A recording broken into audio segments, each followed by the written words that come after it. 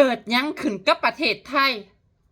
มื้อนี่ข่อยไปย่างตลาดมันมันเป็นตลาดแรงเนาะแต่ว่าข่อยบ่บอกว่าอยู่ไสเดี๋ยวคนขายเพิ่นสิซวย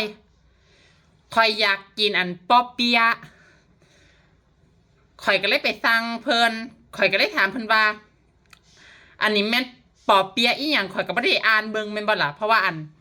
มันเป็นภาษาอังกฤษข่อยก็บ่ทันได้เห็นภาษาไทยข่อยก็เลยถามเพราะว่าข่อยอ่านภาษาอังกฤษบ่ออกข่อยก็เลยถามเพิ่นว่าอันนี้แม่นปอเปี๊ยะอีหยังแม่ค้าก็เกาหัวแล้วค่ะทรายหน้าเกาหัวตอนแรกข่อยก็คิดว่าแม่ค้าเป็นใบ้ข่อยก็เลยถามมันแม่นปอเปี๊ยะอีหยังนี่ตอนนี้แม่ค้าก็เกาหัวกับทรายหน้าบ่ฮู้เรื่องข่อยก็คิดว่าแม่ค้าเป็นใบ้เนาะเพราะว่าเพิ่นคือจังคนไทยตอนนี้ข่อยก็เลยบอกว่าเอาอันนี้2 อัน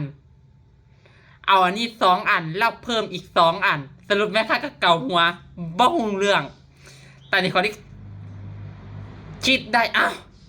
สงสัยมันบ่เป็นคนไทยแน่ๆเลย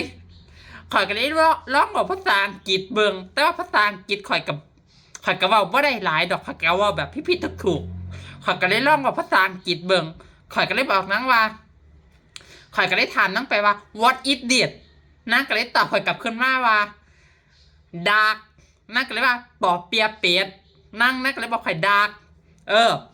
ตอนนี้ของข่อยก็เลยบอกว่าโอเค I want two more นางก็เลยทอดให้ข่อยสรุปแล้วกับของเก่ากับของใหม่ก็เลยเป็น4 อัน100ปกติมันอัน1 อันละ30 บาทข่อยก็เลยคิดอยากสิหัวประเทศเฮานี่มันเป็นอีหยังมันเปลี่ยนไปขนาดนี้แล้วติแบบที่ว่าเฮาเป็นคนไทยอยู่ในประเทศไทยแต่ว่าเฮาสิย่างออกไปซื้อข้าวซื้อของบ่สามารถใส่ภาษาไทยได้แล้วเพราะว่าแม่ค้าผู้ขายฟังภาษาไทยบ่ฮู้เรื่องถ้าข่อยเว้าภาษาอังกฤษบ่เป็นแน่ข่อยก็เลยสิบ่ได้กินปอเปี๊ยะข่อยเงือด